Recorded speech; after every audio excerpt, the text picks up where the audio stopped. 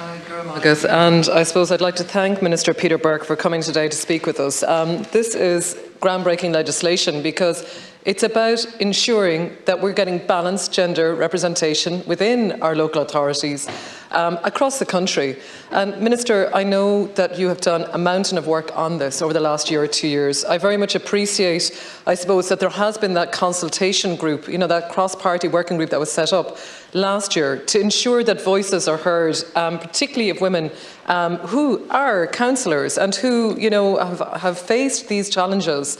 I suppose as a councillor myself, Galway County Councillor elected, I was the first female coming into my Ballinasloe Municipal District. And I'm not to say there aren't excellent men, of course there are excellent men in all walks of life. There are also excellent women.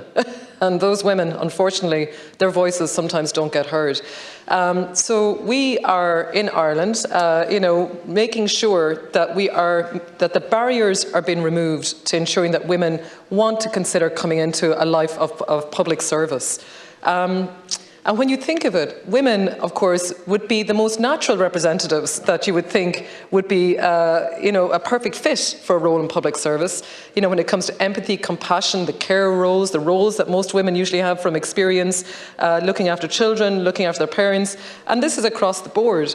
So I do feel that there is, that voice that we need to hear. Ireland does lag behind, Minister, in terms of female representation, and it's been acknowledged at a national and an international level.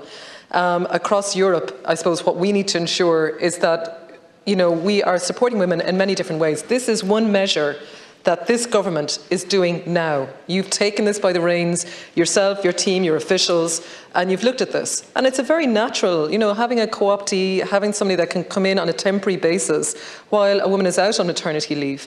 That is a really great way, and particularly also someone who's on sick leave or extended sick leave, as you've mentioned. I think that's absolutely crucial. I do believe that there's probably a lot more ways that we need to, as a government, look at how we support women.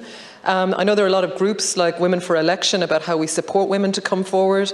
But I do think probably there's an element there of how we engage, and maybe it's for all public representatives, but as a government as well, at very young levels, so within our schools, within transition year in schools, within, when young men and women are going to college, that women are seen as natural leaders as well as men. That there is we've made big steps, Minister, as well, when it comes to the boards of committees and companies, that 30% rule. Look at all the state boards now where we're looking at ensuring that there's women that are represented on all of those boards, those decision makers, those leaders. But what we need to see is that starts from a very young age. And that when we're in our schools, and our student councils are a really great way of doing this as well. You'll see our student councils are a fantastic way of bringing forward students at a young age to get experience of, representing their own areas, representing their schools.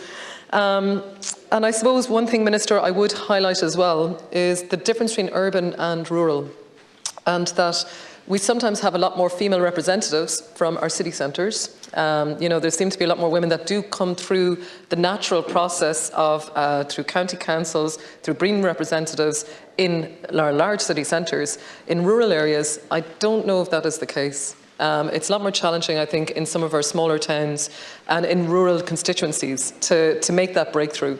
And I suppose, speaking myself as someone who comes from quite a rural area, I do understand that it is there is a tradition there. Even in our local areas, there is a tradition that in our sports clubs that it can be more men that are taking the lead, and that's naturally how people come into maybe politics, is through maybe a background in sports. They become leaders in that way, they become well known, and then suddenly they're a natural fit for maybe becoming a public representative.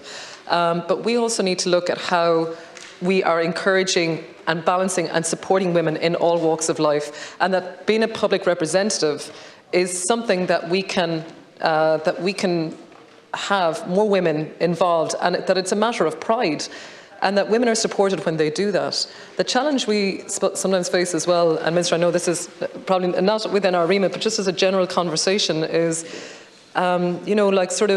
when you do come forward, is making sure that all doors are open. So in other words, when it comes to communication, when it comes to social media, you know, women can sometimes be a little bit more targeted. And I suppose just that there's I suppose, safeguards put in place for women in those situations.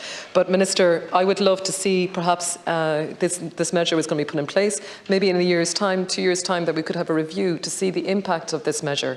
Are we encouraging and seeing more women in the next local elections coming through? Is this going to be a real deal breaker for some of them? And I suppose some of their feedback as well. So, Gur Míle Mágad, and to your department and to the work that's been done, it's really been fantastic to see it. Gur Mágad.